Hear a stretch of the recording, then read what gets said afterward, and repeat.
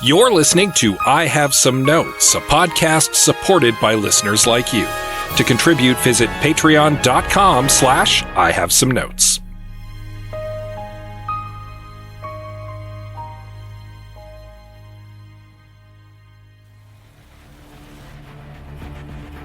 How about this? The final entry to the beloved action franchise Mission Impossible.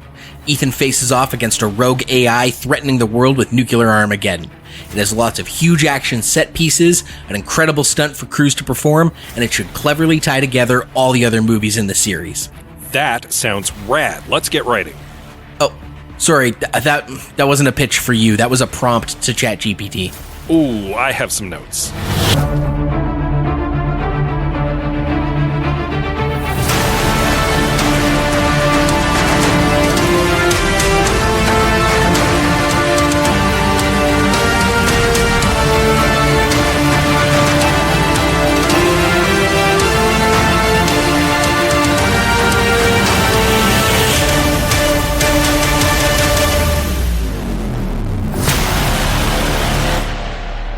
Welcome everyone to I Have Some Notes, the movie podcast with cuts, keeps, punch-ups, and tweaks on mediocre movies. I'm Liam Creswick. I'm Scott C. Bourgeois. And I'm Greg Beaver. And today we are discussing Mission Impossible Final Reckoning. We are finally reckoning with the sequel to the movie we did last season. And to help us reckon with this feature is a friend of the pod. You may remember him from the Buckaroo Banzai Adventures Across the Eighth Dimension episode. You might know him from the podcast Quantum Kickflip. It's David Ray is here. Hello. Thanks for having me. How was your second tour of duty? My second tour of duty. I mean, like, I'm glad I was brought on for this because I like Mission Impossible. Like, I love the series as a whole. And this was my second least favorite one. Wait, so which is the least favorite? Number two. Number two is not a Mission Impossible movie. That's a John Woo movie. That's a John Woo movie. Yeah, that's fair. Yeah. That happened to have the Mission Impossible theme in it. And Limp Bizkit. So, not really a Mission Impossible movie in my brain. Yeah, I think it's most people's least favorite one. Yeah. But yeah, Dave is a Mission Impossible, I'm going to say evangelist, but maybe that's, given all the Messiah imagery in this movie, that's maybe not the best way to promote it, but you're a fan. And so we dunked on it a lot last time when we did Dead Reckoning, but also we kind of liked it. So anyway, I'm glad that there is a Mission Impossible champion among us, because, hoy boy, this one. Did you watch the original series at all? Was that a thing that was on your radar? Like I've seen like probably like 3 or 4 episodes that was on VHS that was at some random uncle's place kind of a thing, and I just love spy stuff. Like comparing it to James Bond, for instance, I love the idea of like it's very heist based and not leaning towards gunfights necessarily. Like for them, gunfights are like, things have gone awry and everything's bad. Right. And whereas Bond always kind of like leans hard into the action side of it. So like, I like the trying to be stealthy and trying to be like, they're pulling this crazy heist or whatever. And actually that's probably my first note for this movie is that there's not really much of a heist element to it. It feels like I was really expecting that there would be, because the first one didn't really have a heist either, the first part of this 2-part movie. And I figured, okay, well, they must be planning some kind of crazy, elaborate heist that will be a lot of fun for the sequel, because clearly you can't close out Mission Impossible without one, but they seem to have done so. Which is disappointing. Yeah, not only do they not have a heist, Ethan is barely with his team in this movie. Yeah. And Mission Impossible is kind of like Spy Ocean's 11 in a way. Like it's Ethan and his team solve a problem. And I mean, he's the main character, but I mean, so is George Clooney. Like, it's fine. Right. Yeah. He's not with his team a lot, and the team doesn't have much to do even outside of what Ethan Hunt is up to. You know, they kind of just hang around and wait for him to show up again. I mean, that was literally their mission, was to fly to the ice and hope he shows up. Yeah. Mm-hmm. Mm-hmm. Yeah, they were the extraction team at best. Yeah. Well, it does make that really does highlight that it feels more like a Bond movie than a Mission Impossible movie. It's a really good I way think to that's put why it. it bothered me so much. Is like it was fine in some regards, but it was not what that it should have been in a different genre. Like it should have been like a Tom Clancy style kind of a story. It felt like, because it felt like on this like level beyond. It was on that political level too, where it was now you're seeing the president. The president's never like, been in. Yeah, they're fighting with the president's Russians. Like they might know almost. Yeah. So, of course, some details before we carry on with this one.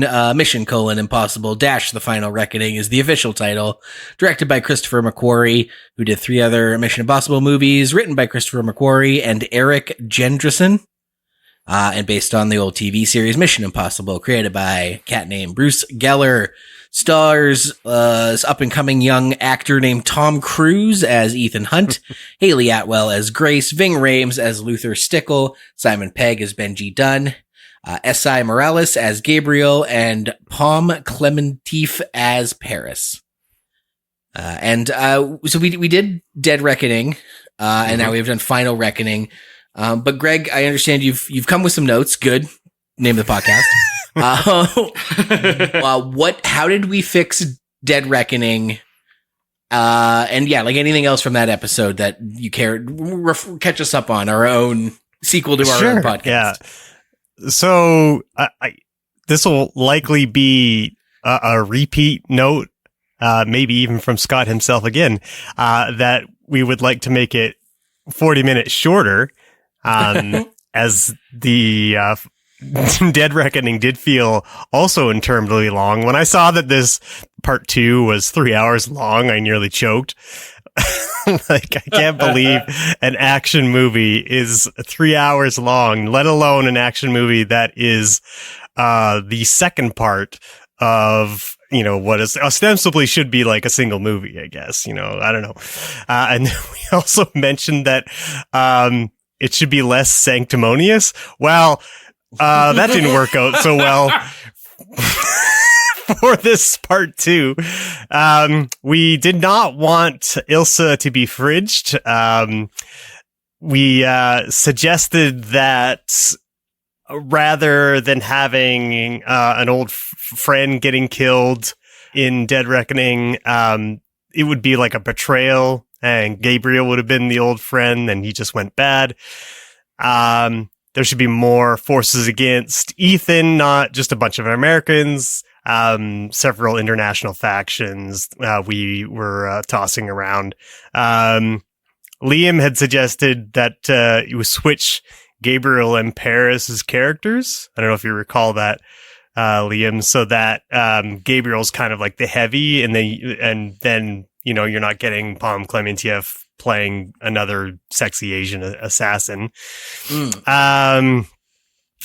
Gabriel is killed by a male friend, Gabriel killed a male friend, sorry, not an old lover. So I believe we were complaining about like how much Ethan Hunt was getting.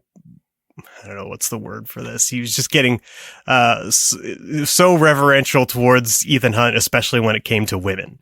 And we were kind of like getting tired of that. Not only Ilsa getting fridged, but also like, I don't know, double fridging, because he had to go back and like, oh, he had this old lover. And then he's also got the one from the movies in between, and then Ilsa, and just yikes. I had suggested that Ethan doesn't have a good foil because Gabriel's motives and his relationship to the entity are muddy. I just said, don't tell everybody the entity is an all-powerful AI. Just have it doing a bunch of weird shit. That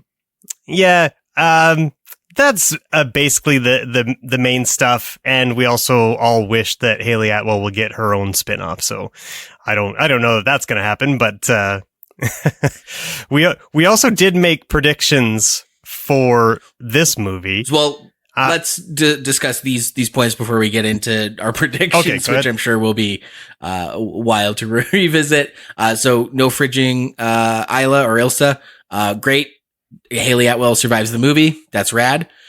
We did want more forces against Ethan, and whether or not they piss off the Russians is a significant part of this. Yep. And that's I guess, like, don't tell everybody it's a powerful AI. I guess this would be if we had fixed it the way we wanted, Dead Reckoning, then in this movie we learn exactly what the AI is up to. In fact, that would justify the stupid scene where he climbs into the float tank and jacks into the Matrix. Yep. If we didn't know what the entity was up to and that's where he learns, that would have been rad as hell. Yeah. Like, he trusted, he's like, okay, well, I guess I gotta go poke around. This weird AI is doing some weird shit, and he crawls into the sarcophagus, and then he's like, oh no, the AI is up to some real bad news. Yeah. That scene was hella stupid. Oh, incredibly dumb. And it was like the third faction who was telling Ethan to go and steal the source code for them. Like, he gets blackmailed by like 3 or 4 different people to do the thing he intended to do anyway in this movie. And it's like, that seems, we don't need that. Yeah. I lost track of a lot of the forces that were pushing and pulling on Ethan, and I believe that it is at least in part because it didn't really seem to matter. I realized that this is the ironic punishment for me, because in the previous movie I had wished there would be more factions involved in trying to get their hands on the AI, and then this movie gave that to me, and I was like, oh, no. But we're already halfway through the story, because when before the goddamn Paramount logo plays, you know from the last movie he's got to take his key to the bottom of the ocean where the ship sank. We have known that was the next big beat since 2023, and it still takes an hour to get there. And if you didn't know that, there's a half-hour recap before we even get to the opening credits. So, yeah. Oh, the exposition dumping early on. There's like 2 or 3 scenes of it. It's a trip. Early on, it's like 90 minutes. It takes forever. No, the whole thing is an expedition dump, but I mean like a character literally like, then this happened, and because of that, until then, yada yada, twice.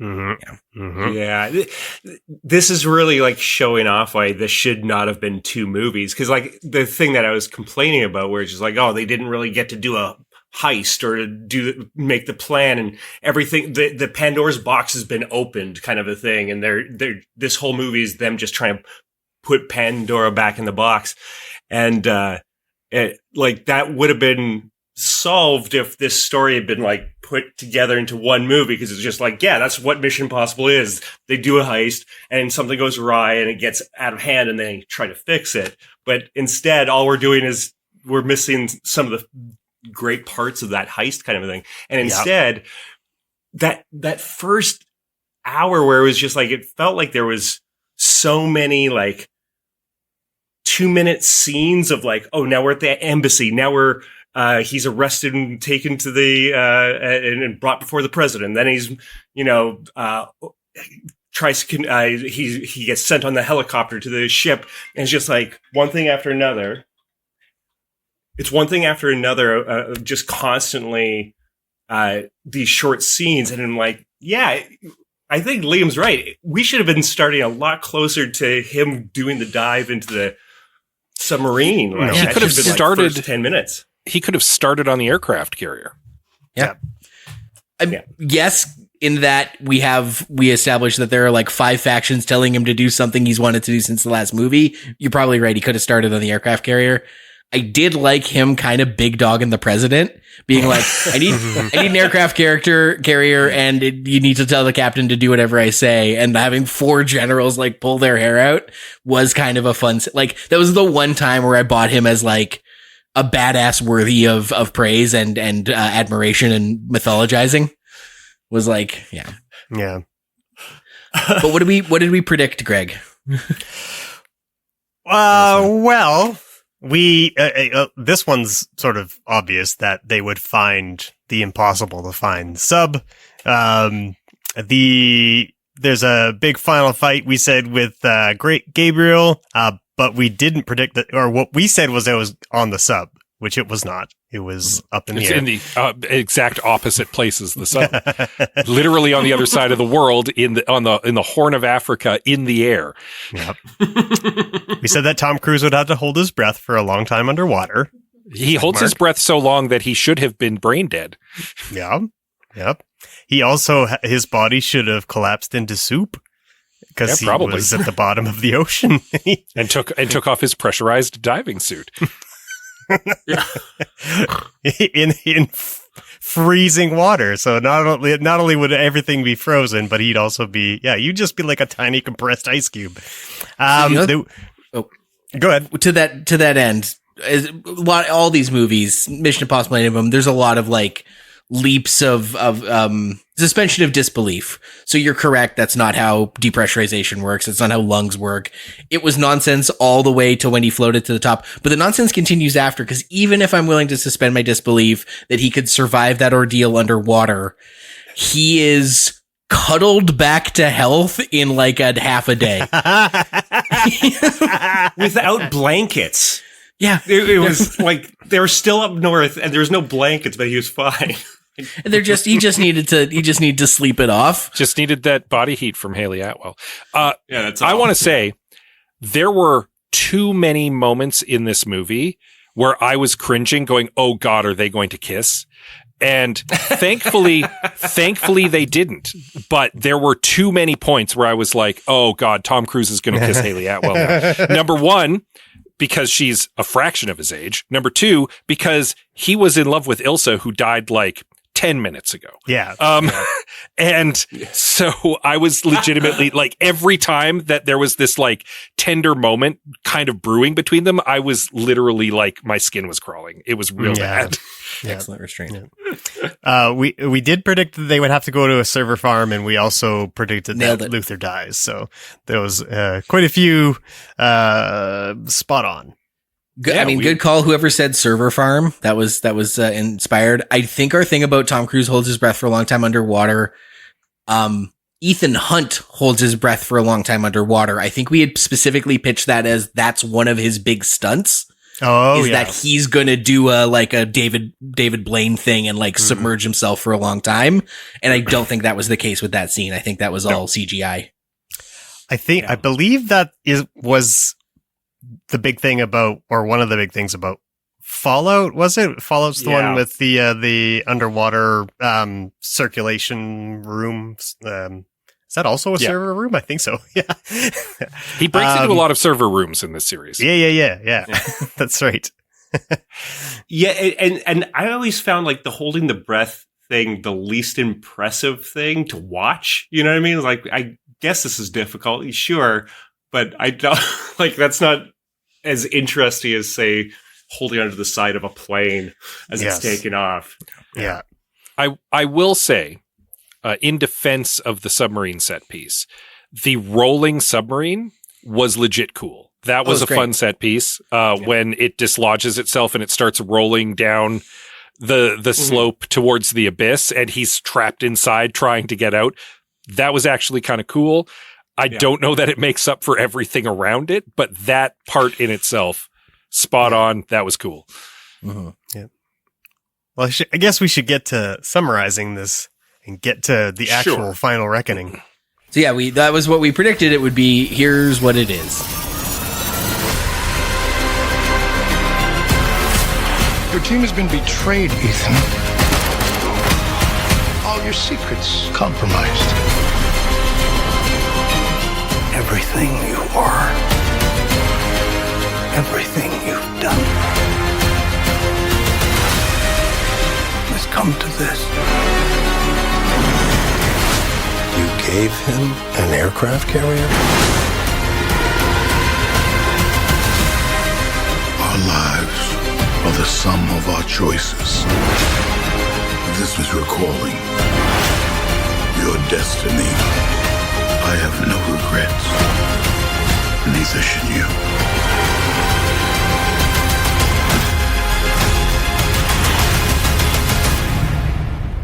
I need you to trust me. One last time.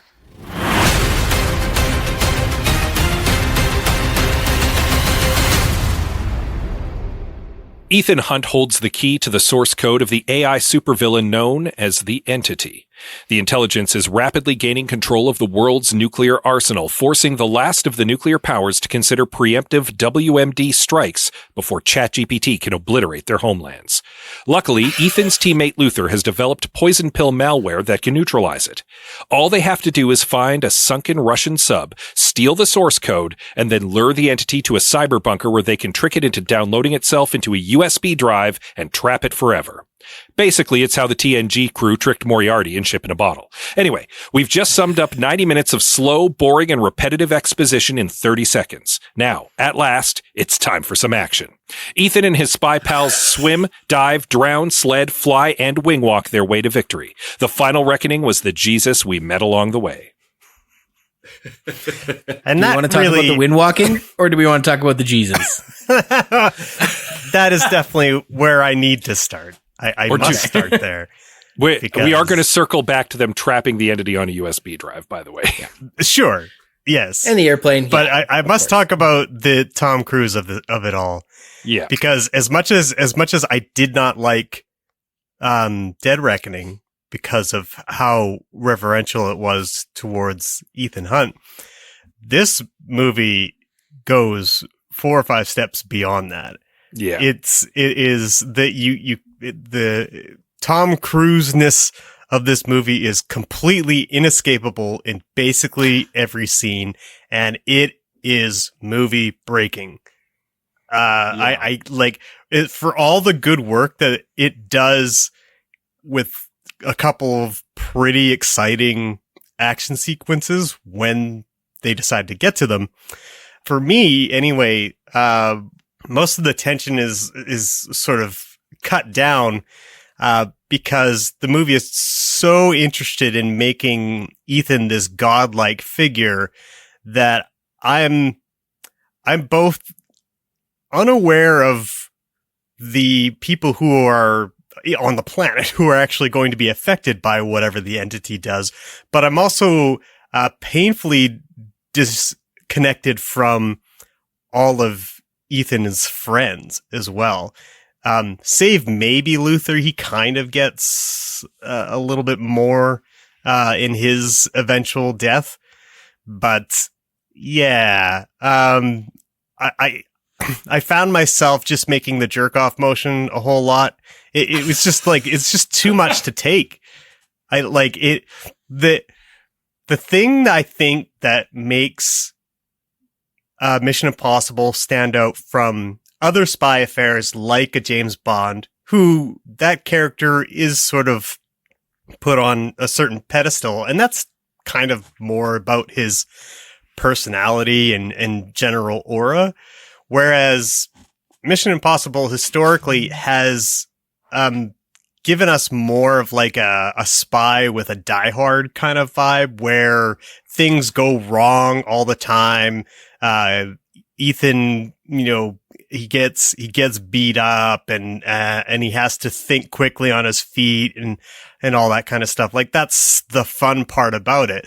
But when you raise him to this sort of Jesus kind of level, you can't really have that much fun with it. And I don't know, it seems to me that the ego of both Tom Cruise and maybe the director, I don't know if this is his fault too, but they've kind of wasted all that good work that all the previous movies have done.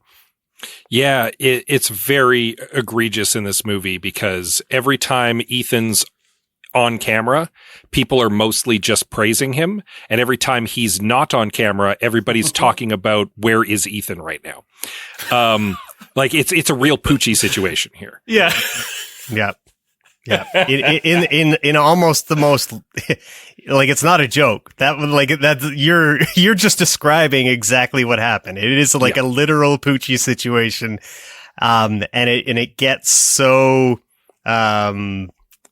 it gets so frustrating and annoying. And it at least there's those good action set pieces because Yeah. Like when you get to the submarine part, like Aaron and I were just rolling our eyes and just basically riffing our way through most of that beginning because there's not really any other way to enjoy ourselves in it. And once it got to the submarine sequence, then we kind of shut up for a bit and we were just sort of taking in what was going on. And, you know, obviously the plane sequence is also very, very good. So at least you could have a little bit of fun there. But, as far as the plot is concerned, yeah, the Mission Impossible movies often get criticized, and this might be something that I even said in the previous episode, for being movies that are built around the action set pieces. They conceive of, and in some cases shoot the action set pieces and then write all of the connective tissue and shoot that later, which is why you've got these big action set pieces. And then the rest of the movie is mostly people sitting together in a room doing shot, reverse shot explanations of stuff to one another. And the movie gets fairly criticized for, or the series, I should say, gets fairly criticized for that. And in this movie, it's very obvious and egregious. Yeah. Yeah, I think with the whole, there's so many lines in this movie about, like, coming back to, like, this is the trial of, like, Ethan Hunt, and, like, our life is the sum of our choices. And it felt like this is like humanity's being judged by Ethan's actions kind of a thing. And it's just like, it was so weird that the fate of the world came down to one guy, not just one moment in time, but like the entire span of the movie, that he's the most important person in the world kind of a thing. And only his decisions matter. Only his, and he always makes the right call. He's always, even as I say that, I realize only his decisions matter. Even characters who could make decisions that would hinder him, their decisions don't matter. Because Nick Offerman and the three other military guys hold the president at gunpoint and say, do it. Press the button. And then she goes, you know what? No. And it turns out I was right. So, like, the fact that, like, these military guys, go AWOL and deny the president's orders should have had any impact on the plot, and it doesn't. There's not much that has impact on the plot outside of whatever Ethan is doing, to be honest. So yeah, all that stuff with the president is, I don't know, wasted screen time as far as I'm concerned. And a waste of Nick Offerman. He never says anything funny. Yeah, no.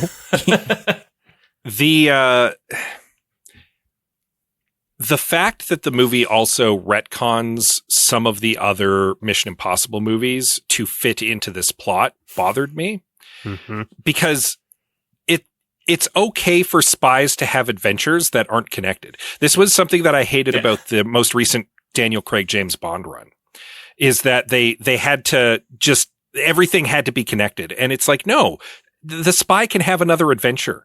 Like, a different villain can do a thing. It doesn't all have to be connected like some big conspiracy web. Not everything needs to be serialized. You can have an episode in a dude's life if he leads an exciting life. And it really bothered me that suddenly one of the other good Mission Impossibles was tied into this really crappy Mission Impossible. I don't know. Well, it's just my feeling on the matter. No, that's valid. Yeah. Oh, yeah. There's to go along with that. You're saying, like, the fact that the guy from the first movie, who was the one at Langley, who, you know, his life is ruined. He gets sent away to go to this listening station. But you know what? Ethan didn't actually ruin his life. He found the love of his life, and his life is good. So you know what, Ethan, even when you screwed somebody over, it actually saved them. And it's like, and who is the other guy? Oh, and then, like, also weirdly, the one agent, the American agent, who turns out, big twist, his dad was Jim Phelps. And you know what? His name is also Jim Phelps. And you know what? You turned out to be a good egg, and you were right all along, Ethan. Like, Anybody who may have been negatively impacted by Ethan Hunt, like, you know what? You were right. And then weirdly, he doesn't die. No. Yeah. Coward move. Nope. Should have died. Yeah, because they were really setting him up for the Jesus arc here, and then he did not die for our sins. So I'm just, I was very surprised by that. Yeah, he died in the water. Oh, and then he came back, and then Grace by the Holy Spirit. By Grace brought him back. Yeah, there you go. Yeah. I didn't consider that. You're right. Yeah. He was buried, and then he was brought back. Brought out of the tomb. The tomb was the hyperbaric chamber. Yep, makes sense. Here's actually the other thing. He was missing a shroud. We needed a shroud. That's the other thing with all of their Christian mythology kind of, like, it's one thing that, the key is in the shape of a cross or whatever. I was like, okay, I guess I could potentially see that design or whatever. But then going so far as characters, like Gabriel is like, and of course, how does Gabriel, the angel, die? He falls out of a plane. Grace is conveniently the name of the person who has to save the world, or like with that moment in the blink of an eye. And it's like, and what's so wild about that is, like, that's not like there were code names. It's not like, his code name was Gabriel because it's all a part of this convenient thing. No, his name actually was Gabriel, and then it takes all the other Christian stuff that are code names and just makes it all hokey. And it's just like, you're just really making this into a mythology, this mythological story. Whereas, like, at least the earlier movies was just like, no, this is a spy adventure. This is a mission and everything. And now it's turned into, like, bordering to Greek mythology, kind of a thing. And because the lead actor is hokey. One of the most popular people in a cult, and if Behind the Bastards has taught me anything, it's that, like, cult leaders love attention and praise, and this is all. I mean, maybe this is the only thing keeping him from going full religious leader. Like, just the fact that Mission Impossible feeds his ego is the only reason we don't all, like, have forced Scientology lessons. Yeah. And despite the fact that this is called The Final Reckoning, Chris McQuarrie and Tom Cruise have been coy about whether this will actually be the last Mission Impossible, right? So, yeah, we might get a 70-year-old Tom Cruise. I heard on the I was just going to say, I was listening to the Filmcast today, and they had mentioned that Tom Cruise had been quoted as saying he wants to do what Harrison Ford did, which just keep doing action movies well and until he's dead, essentially, right? So I guess that's probably what we're going to get. It's just more and more of it. I could see them taking the approach where he's training up a bunch of young IMF agents in the same way that the Top Gun reboot. Like, he's still very much the main character, but he is in a mentorship role, and there is a cast of sexy young people who take his tutelage and go and have cool adventures and also do fun stuff in a plane. And I could see, like, him and Benji sitting back. And so everyone still makes money. You still get to put Tom Cruise on the poster, but he doesn't have to, like, put in as many hours. Yeah, I mean, I could see that. I'm not entirely certain that Tom Cruise's ego will allow that. No. Like, I would put him into the Jim Phelps role, because Jim Phelps was, like, a character from the TV show and all that kind of stuff. And, like, he was an older guy, and he was a part of the mission crew and all that kind of stuff. And, so that would be a possibility. But yeah, you're right. I don't think his ego would allow for anything less than being spy Jesus. Yeah. I mean, he's got, like, several scenes in this where he's like, look, for was he 65, right? Something like that. I mean, he looks very good for 65, but you know, like maybe it's time not to have your shirt blown off, because like as much as you know, Hulk out, it still doesn't look that great. It, you know, it's maybe it's just time to leave the shirt on. I don't want to old shame. I'm just saying, you know, be a little bit more conscious. Have a little shame, Tom Cruise. That's asking too much, maybe. These fucking boomers won't retire from the jobs to make room in the job market for the rest of us. What about all the up-and-coming young people who want to lead multi-million-dollar film franchises? Yeah. To take their shirt off. Yeah. Glenn Powell's sitting there like twiddling his thumbs like any day now. Any day now.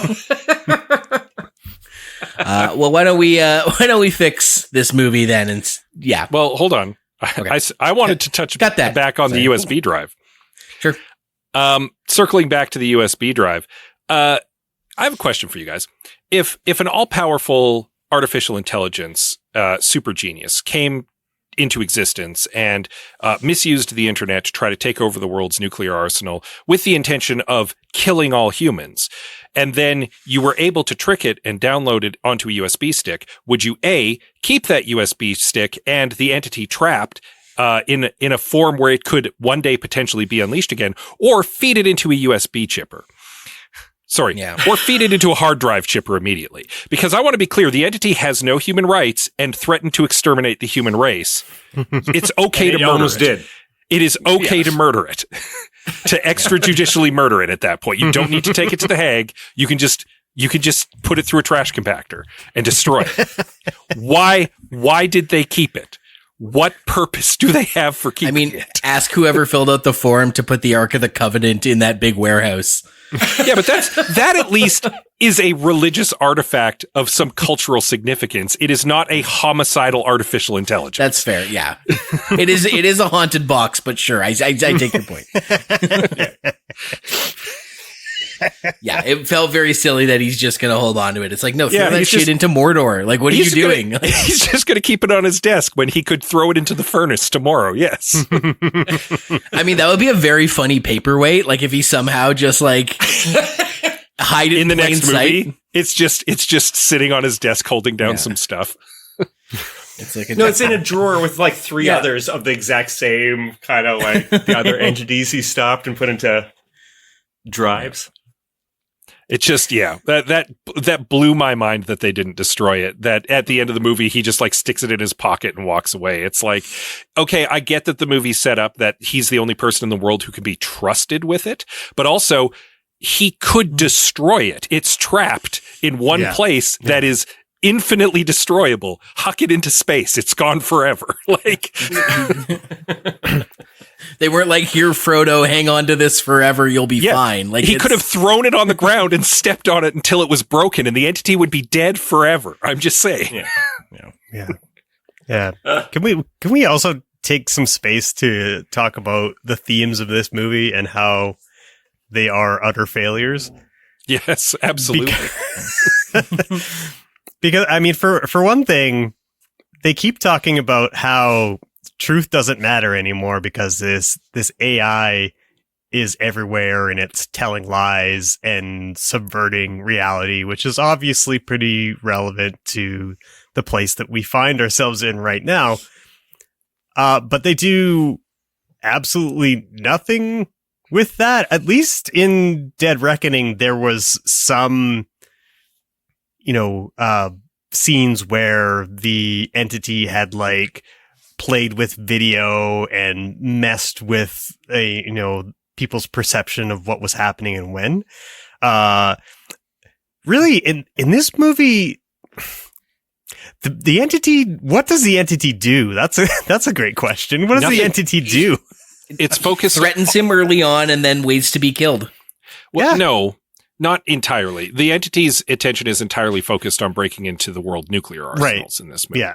So it's mostly like distracted, which is in itself, it's a super intelligence. It could be doing 5 things at once and it wouldn't be breaking a sweat. It should have been messing with him. It wasn't, but at least they have an excuse for why it's distracted, even if it's a flimsy one. I suppose. But still, like, not to bring that up and then to not have anything to say about truth or even witness truth being subverted in some way during this movie is that's definitely annoying to me. But the other thing that they kind of fall flat on is I guess it's sort of the idea that Ethan, like, all of his choices has led up to this, right? And they're trying to talk about Ethan's life, like his decisions having consequences, and yet most of these, like you were saying earlier, David, like they just don't really have consequences. Like, the only consequence is that everything turns out great forever. Yeah. So like another pretty big flop. And I don't even think it has much to say about AI and, its attack the on post-truth world we live in. It doesn't. Yeah, exactly. I will say one of the consequences that was excellent from his decisions was getting the Langley guy married, because Lucy Tulagarjuk is an absolute MVP in this movie, and I love her to pieces, and I want her in every future Mission Impossible movie as part of it. Yeah. Well, Greg, I think I have some fixes for what you just pitched about the, using the AI false reality of it more. And I know you guys also have some awesome fixes. So let's go to a break. And when we come back, we are going to finally reckon with Final Reckoning. I'd like to get more reading done, and joining a book club seems like a good idea, but I don't know. Why not? Reading a whole book in a month, that's pretty daunting. What if it was just a chapter, say a week? That doesn't sound too bad. Still, getting together with a bunch of people, that's a whole evening. Well, what if it was only half an hour, whenever you wanted to? That would be great. The Read Along, a mini book club for your ears. Join my wife, Anita, and my husband, Scott, as we take you on a journey through a good book, one chapter at a time. Available right now on your podcatcher of choice. Welcome back to I Have Some Notes. We're talking Mission Impossible Final Reckoning with guest David Ray from the Quantum Kickflip podcast. And what's everybody's fixes? I always go first because I introduce it and then I get to decide who goes first, and it's me. So I won't do that this time. I have one thing that I think ties a couple things together that I think might have punched up the movie a little bit. And maybe this is a good jumping off point. I don't like Gabriel in this movie. He was an intriguing character in the first movie. And in this movie, because he's been cut loose from the entity and now he's just kind of got his own agenda, I didn't care for that. I think that he still should have been attached to the entity. I'm okay with him falling out of favor with the entity, but if anything, I think that should have made him double down. And I think he should have been the leader of the Doomsday Cult. Because it ties the Doomsday Cult better into the plot. It explains why he still has minions and where he's getting the resources to build nuclear bombs. And I feel like it dovetails that all together very nicely. And it still plays into his desire to help the entity start over. Gabriel wants to be king of the world, and he's okay if he is king of the ashes. That's his agenda. And the entity is the god that's going to make it happen, as long as he remains its high priest. So rather than him just being, I'm out of favor with the entity, so now I'm going to try to control it. It should be, no, I'm going to get back into the entity's good graces. I've cultivated a cult. Literally cultivated a cult who are determined to help it. I've infiltrated all the corners of power, so you don't know who you can trust, and play that up more, and have him keep getting one up on Ethan in this movie because he's got a guy in the right place, because he's got followers everywhere. And that if you're positioning Ethan as somehow this Jesus character, now you've got this weird antichrist running against him, right? Who's the guy you were setting up to be his arch nemesis and retconned into being his arch nemesis from years ago. Now you've got Jesus and the devil fighting each other. I think that would have been a really good fix that would have cleaned that up, number one, cut down on the amount of factions we've got in play, and made the Doomsday Cult more pertinent to the plot.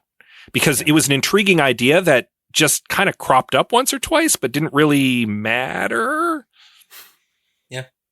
Mm-hmm. No, I agree. And it also, I don't know how much of this was in Dead Reckoning, but like the entity as something with hostility towards Ethan specifically, like grudges and sinister goals, always kind of like felt weird in the last one and kind of in this one too, where it's like, it wants to destroy humanity. And I'm like, what if it didn't want anything? It just was. And Gabriel is trying to point that was in the direction that fits works. him. The entity is a god, and Gabriel is kind of, I'm okay with that, honestly. I mean, it turns it into a bit of a classic MacGuffin where it's just like whoever has the MacGuffin has all the power, but it's a little more interesting than your average MacGuffin because it can still act in it still makes it's a MacGuffin that makes decisions, and why it's making those decisions isn't entirely clear because we don't understand how these algorithms work. Well, and that gives Ethan more purpose to finally get into Gabriel's box and talk to the entity, because then the entity can explain to him it's black, it's orange and blue morality, and Ethan can be like, oh, this thing is actually this thing is legitimately dangerous. It's not just that Gabriel is controlling it. This entity has more agency in what's going on than I thought. And it is the real threat, and Gabriel's just in the way. It's bad if Gabriel has it, and it's bad if it doesn't have anyone controlling it. Yeah, it's if anything worse if it doesn't have anybody controlling. Yeah, because it thinks coldly like a machine would, and it has morality that is more based on something that is more I don't know, universe holistic or whatever. Basically, just like it can basically have the idea that like, I don't really care whether humanity exists or not, because, you know, you take humanity on balance and maybe it's not so great that we've covered the planet in humans or whatever. Yeah. Things like that. So like that there's kind of a cold logic that you can kind of understand about why it's reaching its conclusions that it does, but it's also like obviously very, very bad to just let it run. I think all of this, Scott, is infinitely more interesting than anything that we got. and it was one minor fix. Yeah, very minor. One minor tweak, and all of a sudden, like you said, like, cause like they keep mentioning this, doomsday cult. And it really, we see it twice, right? Like there's two actors. It's the same two actors twice. Yeah. It's the guy on the submarine and then the Secret Service agent. Yeah. Who tries to shoot the guy on the president. Submarine. Mm-hmm. I want to tack on a much more narrow fix. The scene where he gets in the weird coffin to talk to the AI, it's already better with what Scott just pitched here, but whether it's in this new version or the movie as written, I thought that was like, this AI is known for showing false realities and being deceptive. He gets in, and what does the thing do? Forces him to look at something that is literally true. He is like, no, you, and like, he's like, if you deny this truth, I'll shock you. And he's like, but I don't want to look at the truth. And like, unless I'm misremembering, the thing the entity shows him is literally what's going to happen, why it's bad, why it's a problem, why he can't stop it, yada, yada. But at no point in the deception chamber is he ever deceived. Yeah. And so I thought that scene would have been more interesting if it had part of its form of manipulating Ethan was to put him into a reality that like confuses him. Maybe it's really good. Maybe it's the reality he always wanted. It's a Lotus Eater machine. Yeah. Actually, you gave me an idea. The thing, it could deceive him by planting the seeds that he's going to be betrayed from within his team. And suddenly, for the first time, Ethan doesn't know if he can trust his team anymore. And that might be a catalyst for separating him from the team for a little while in the plot, because he doesn't know if he can give them all the information. Mm-hmm. Until he can sort it out or piece together. Yeah. And he's been betrayed by team members in the past. So the entity could like play back like Jean Reno in the first movie betraying him and stuff. Like it's happened before, and I have followers everywhere, and you don't know if you can trust Grace or Benji or whoever anymore, because they might have bought into my ideology. And like, on the one hand, he does trust them, but on the other hand, the stakes are too high. And so he has to like push them away a little bit. So that could play into that. And that could be part of the deception of the entity is trying to drive a wedge between Ethan and his support network. Can I try something that might take that idea a little sideways? Like, what if the entity kind of took him out of commission? Speaking to the entity, I don't know, kind of disorients you so much that it takes quite a long time to recover. And then maybe there's sort of like it maybe adds a little bit of a ticking clock to the plot because you're waiting for Ethan Hunt to recover, but then you get a chance to let the other team members do important stuff. To let them cook for a while. Yeah. And perhaps have one of them, since it is the final reckoning, perhaps have one of them sacrifice themselves, in an attempt to complete the mission, whether that's doing something reckless, like going down to the Sevastopol in a, pressurized suit that everyone's warning the person going down there that like, hey, it's never been tested at this depth. We don't really think that you're going to survive. And like, no, I got to do it. The fate of the world's at stake. Or doing it and goading the Russians. Pardon? Or doing something reckless by like doing the mission, but it pisses off the Russians and being like nuts to the Russians. Like, yeah. Like whatever it is that you get, you get the other crew involved and they either by accident or on purpose kind of, create more tension around the entire plot. So, well, and like actually that idea of if it was one of the other members that did the submarine dive, it also adds this thing of like, well, I don't know if they're actually going to make this because it sounds impossible. And if it's Tom Cruise, of course Tom Cruise is making it through. And it's just him. That's the only person at stake. So it's like if that was like literally any other character, it's just like, I don't actually know because they've said like all of these different things. And it would make sense that they died and you think that they're not going to get the thing to the surface or whatever, but something that they do in their final moments somehow gets the thing to the surface. So at the very least they have the piece and like they died, but they pulled off something impossible. Yeah, I would definitely love to see like more than one person go down with them. That would be pretty great. Even if you move the point at which the AI is talking to Tom Cruise from that weird coffin thing to inside the sub when he unlocks the door and actually gets to the source code. Like if that's the moment where he actually has like a tete-a-tete with the AI itself. And then at least then you can have this sort of moment where he's staring face to face with this intelligence that knows who he is malevolent, and you might be able to develop some actual real tension between those two characters, right? And then you can, at that point, you can have like they try to escape. Maybe the entity does something to the submarine to make the escape even that much more difficult, and one of his team members dies in the process. And then you learn to hate the AI that much more because it's done something to a character that you like. Yeah. Right. Yeah. Something like that. And you still get the rolling submarine scene that way. Yeah, because for sure. That's what it does. It shoots a torpedo or something that sets the submarine rolling. Yeah. And even like you can add the idea that like talking to the AI is disorienting in that instance as well, because then you get that sort of moment where Tom Cruise is just like, not only does he have to escape this impossible situation to escape, but he's also like doing it with two hands tied behind his back, which is kind of a classic Mission Impossible type thing to happen. Yeah. Just another tiny specific note related to the sub.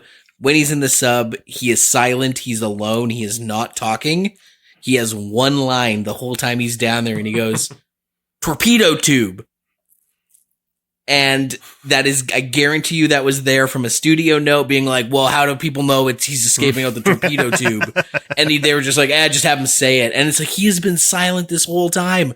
Just have a sign that says torpedo tube, or use some clever inserts of the torpedoes and the tubes that are all around him. I mean, there's torpedoes everywhere. Like, how would you not understand that, like, that's where they go? I don't know. Or even like if one of them, if we see a torpedo go into a torpedo tube and accidentally get fired, we learn that's a torpedo tube and that's an exit. And then we see him go, light bulb off, out he goes. Yeah.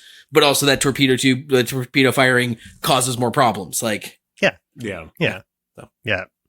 I think that Gabriel's death was really goofy in the movie, but I actually did like how abrupt and stupid it was. That after all the buildup and him constantly being one step ahead, he just like brains himself on the tail fin of a plane and flings off to his death. Chef's kiss. No notes. Keep it as is. There should have been a very, very loud, like, window wipe sound effect as he kind of like slid himself down the wing. That would have been great.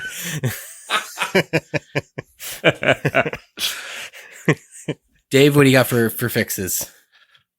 So it's interesting. As Scott was kind of pointing out, like this whole thing of maybe we need to come focus back on like the team and can he trust the team and everything like that.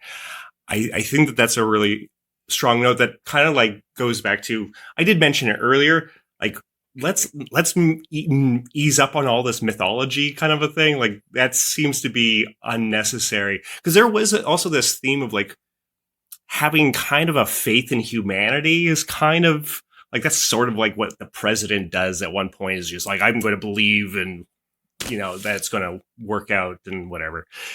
So like, I think I would remove almost everything with the president, all of those different things, and I think I would use that Scott's note of like, you can't quite trust the team, and that's what a lot of this story is. And frankly, I would put it in the heist. I would put it in the heist, and I think the heist would be, maybe it's not the president telling Ethan to go and do this. Ethan and his small crew like go steal the stuff off of the, somehow sneak their way onto the sub and like do the mask, do the classic thing that they're just trying to get to this point, like that's go sick. That route. The heist is them heisting the suit from an active submarine. Crazy. Right. I like that. Oh, yeah. Dave and I watched this movie together, and we pointed out that it's just a lot of levels of obfuscation where, like, so he big dogs the president, goes to the aircraft carrier, demands the aircraft carrier lady listen to him, and her capitulation is giving him another submarine he can go to try to convince to help him. And he convinces the submarine to help him. And it's like, it's just all these, like, convincing people to help you. And if it was like, they don't convince the air sub, I'm just repeating what Dave said, they have to steal the sub from the aircraft carrier. I know. I guess the aircraft carriers don't carry subs, but like somehow, somehow steal a sub from the American military. Yeah, and it can be a simple, like Mission Impossible. One of the big tricks is always impersonation, right? Yeah. The mask. So they sneak onto the submarine disguised as an admiral or something and commandeer it, and then go and get it to where they need to go and steal the dive suit. Like it all the pieces are there if you just put them together, but they didn't for some reason. And then if you're adding into that whole throughout that heist, if there is that kind of thread of like, can I trust everybody in this thing or are they going to just, alert the Americans and like kick this whole thing off? And like, now it's all, who knows, right? The Americans think the Russians stole the sub. Plus the heist is in a small enclosed space at the bottom of the ocean. If they get caught, there's no escape. He's not sprinting anywhere. Yeah. His running abilities are useless down here. I also like the idea with the mask thing, the idea of 5 foot tall Tom Cruise. Like, he's got a mask on and he looks like 6.5 foot tall, big titty Hannah Waddingham, and then he pulls the mask off and he shrinks. He's just in these huge platform shoes. Any other fixes, Dave? This is more minor. I don't know. I love the big stunts, and I felt like the submarine thing had a lot of cool shots in it. There's a lot of cool things, but the idea of like, it is all about that spectacle of this is him actually doing this really, really difficult thing. This is my pitch to like add that level to it, because you can kind of tell that there's like, oh, it's short shots. He's like, yeah, that feels like kind of like standard action fare. I would try to put in like 1 5-minute sequence of just one shot, like, and it would be a huge like undertaking of like, oh, the submarine's rolling and it's moving, and you're just following him on this one continuous dolly shot as this whole thing's moving around, things are falling down, and it would be like, that would have been that thing of like, we haven't seen a cutaway or anything, and he's still doing this. Like, what? That's always impressive to me, and that would have been like, make that sequence stand out as like, oh, that's the impressive stunt. It's not just the stunt in that case. It's also like the technique behind it. Yeah. Especially if it was real set, real props thumping around and all that kind of stuff, right? Yeah. But I also know that would have been $1 billion probably to make. I mean, apparently this movie was already one of the most expensive movies to make. So, adding more to that, I'm sure, wouldn't have been the studio's favorite thing to do. But hey, I mean, maybe you cut one of your other sequences out in order to make that work budget wise, and then you could also cut down a good chunk of the runtime. And hey, wouldn't everybody appreciate that? The only other one I thought of was, hey, maybe not every step needs to go wrong. You know, like every time that he chooses to do something, something fails or this goes out on him, like his parachute catches on fire, and then there's the backup, and did he survive? Like every single moment went wrong, and then he still overcomes it. And like, by the end, I'm like, this is so many coincidences of like in the wrong way of like, this is a bit much. I don't mind when things fail, but like maybe not literally everything. Which way. There are some key bits that I did like the CIA showing up and screwing up their plan with Gabriel in the cave. That was great. That was the Gambit pileup I was looking for in the first movie, with different factions stepping on each other's toes. But like, you're right. That there was a point where it was like, oh, something else has gone wrong to ratchet up the tension, and I'm now bored with it. The one that got me, it was real Price is Right yodeling game rules, where I'm like, this is great. Okay, one too many was when he gets his suit stuck and he has to take the suit as he's swimming away from the submarine, and now he's going up naked and maskless, and I'm like, I was pretty impressed, even if he had made it out of the torpedo tube at the bottom of the ocean in his scuba suit. I'm okay, like, losing the suit, I'm like, okay, too far. It's because and here's the thing, the thing with that, they make such a big deal that he's going to have the bends, it's going to hurt, he's going to get hypothermia if he's got the suit on. Yeah. And then he still takes the suit off. So either he doesn't need to take the scuba suit off. He he goes to the top with the suit on because everything else was such an ordeal. Or they're like, hey man, this will be a cakewalk. As long as you got this suit, you're fine. Keep the suit on, you're fine. Anything can go wrong, but as long as you got the suit, you'll be okay. Oh God, I have to take the suit off. Yeah. Sure. Yeah. Not do both. But he was fucked even with the suit on. So what does it matter that he takes it off? But if we stick with the two, there's two people in the sub together, then you can have that moment, which is typical in underwater sequences where someone has to give their suit or give up their air or whatever it might be. And then so you can still keep that sort of like that, holy crap, they're taking off their suit. That's a very, very bad idea. You know, you can still have that moment. And you can even have your cake and eat it too here, because assuming that he goes down with Benji, which is kind of what we've been floating this whole time. And Benji has to give up his oxygen or something to him so that he can make it to the surface because the stakes are too high. Benji could still survive that, but be taken out of action. Mm-hmm. And then you still tie up the need for him to be out of the action in the bunker later on too, because he's already injured from the submarine dive. So now we don't have our tech expert. What are we going to do? Well, we have kind of a walkthrough. We're just going to have to follow his instructions that he left behind and hope that we can do it. Like that does work. And it still ratchets up the tension a bit, because your tech expert is out of commission and he's the one guy you needed to do the hack to trap the entity, right? Yep. So like, yeah, you could have your cake and eat it too, if you still wanted him to survive in that scenario. I think it can work if everything goes wrong all the time on him. So long as there's just like one moment where something works as planned and Tom Cruise stops and goes, you know, and just acknowledges that this one thing worked. That'd be great. Nailed it. Well, I love this version of the movie. I think we could have changed Gabriel and the entity's relationship. We could have spent a lot less time faffing about with the president in the beginning, and maybe getting more use out of the AI, be it literal perception or just the philosophical, hey, what post-truth reality do we live in now? Doesn't that suck, eh?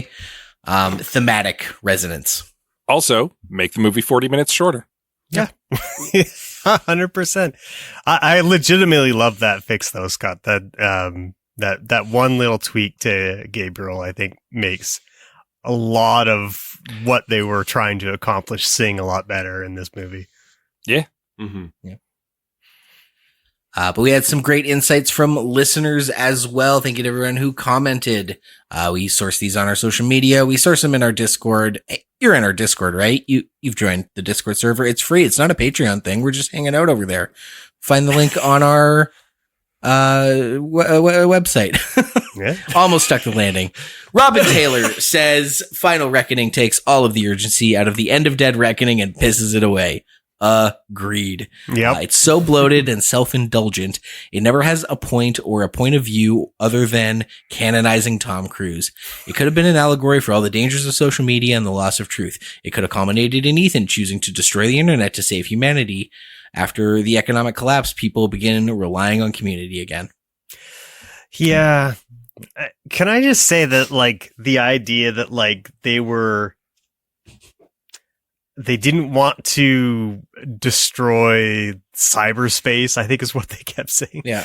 Which just sounds really boomerish to me. Where will we surf?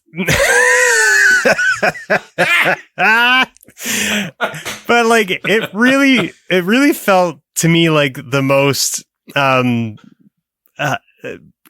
capitalist apologistic garbage that I've ever heard it in a movie. Like, cause it felt like what people say about the economy when we need to fix things. Like we need to fund education. Oh, but the economy, and like, we need to stop this nuclear, disaster. And everyone's like, oh, but the economy, they literally say that like, oh, we can't have cyberspace blow up because then, you know, we won't have an economy and then maybe people will die. I don't know. We probably won't be able to figure out because the internet's gone. So the more I thought about that, it really bugged me. Tack says, it could have been something incredible and it ended up as a fart. Since there's no way I'm going to be able to watch this movie before you're taping, much less come up with fixes, I'm going to pitch my own version of the movie. Ahem. Classic but abridged Mission Impossible mission occurs, but without Hunt. Mission ends with meeting up with Hunt without HQ's knowledge, where we're brought up to speed on the plot. Ethan has gone completely old school espionage, not using any computers and living off the grid. He's narrowed his search to a new location, but can't get in without help. Maybe sprinkle in some friction between Ethan and Benji over Benji using his computer tools that he assures Ethan won't be hacked. Then yada yada, climactic face-off. I've avoided as many spoilers as I can, so I don't have much to riff on here. Writing from scratch is actually hard. Yep. Like doctor yourselves out of that note. I love it.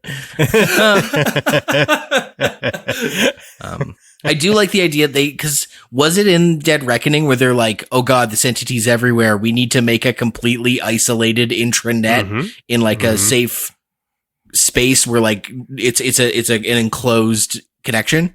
That was the last one, right? Because I think he was like, Benji was like bouncing off of some satellite that was like isolated from the entity somehow or something like that. Yeah. And the CIA sets up their own analog like war room. Analog right, room. Yeah. Which more is of that kind of stuff, I think. Basically where the president, I think, is in her bunker in this movie. And Luther was also like off the grid. That's why he was in his subway lair, surrounded by like plastic and with only his nurse there for company. Also, it wasn't clear. Was he dying? Was that a thing? I think so. That's how I read it. It's absolutely 100% not clear what's going on there, right? Like, I'm not the only person who was like... They even flash back to a scene where he's sick in a bed in the last one. So I get Dave, you might have the answer. I should instead of speculating wildly. I can't. It's been a little while since I've seen that. So, like, I guess it's just kind of that showing, not telling, and it's not a part of the plot. So I guess, Yeah. Maybe it's something that hit the cutting room floor. That's entirely possible. God, what from this movie hit the cutting room floor? Dear God.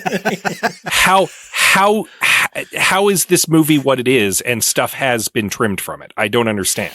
All the takes where he fell off the plane.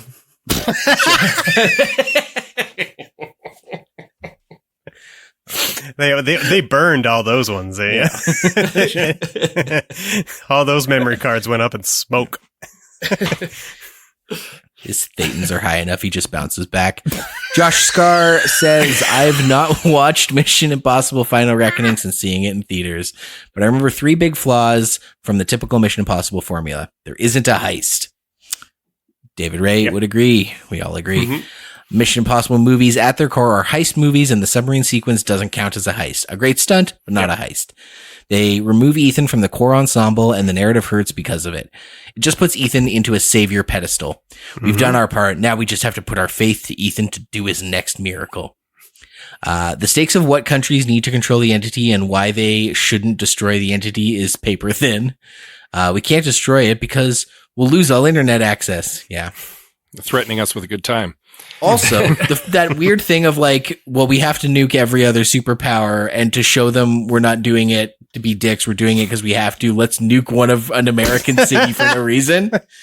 Was like contrived and silly, but I'm like, it'll be interesting to see which one they pick, and then they never say. So I guess a quick roundtable question: if you could pick one, which American city would you nuke? No. I would. You're in that position. You're the president. You have to nuke a city out of solidarity. It's got to be a city in Florida, right? Yeah. I jest. Just anywhere but Chicago, because that's where our comment from Josh Carter came from. So.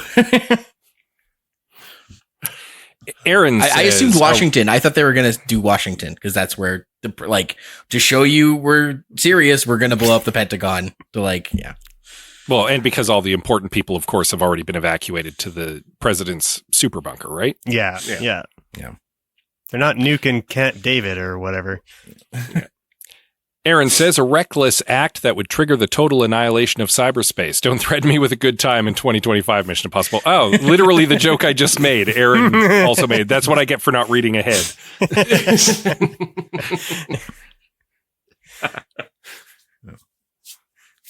Chris asks if you were going to nuke one of the American cities, which would be, that's the joke I just made. Mm-hmm. Oh, God, that serves me right for not looking ahead.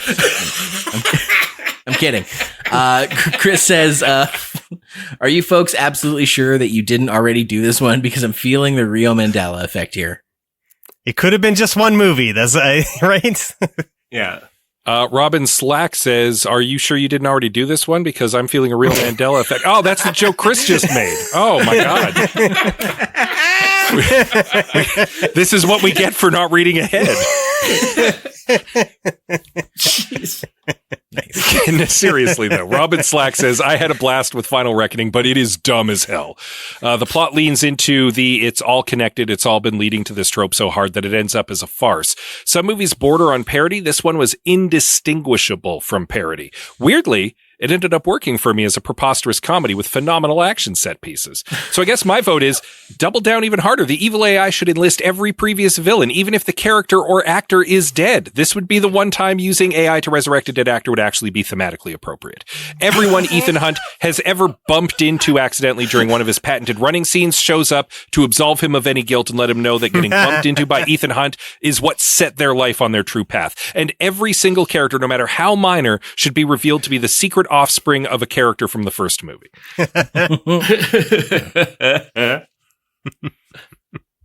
I mean, there's something to be said about a movie that goes so hard that it actually becomes a parody of itself. Yeah. I found it very amusing that in the worst James Bond movie, Spectre, the joke that Austin Powers set up years ago became reality. Like, that's how hard that movie goes, is that suddenly Blofeld and James Bond are actually brothers, secret brothers. and the parody has become the canon. Like, that is, just do it. Just go for it. Why not? Well, that concludes our fixes for Final Reckoning. Thanks to everybody who commented.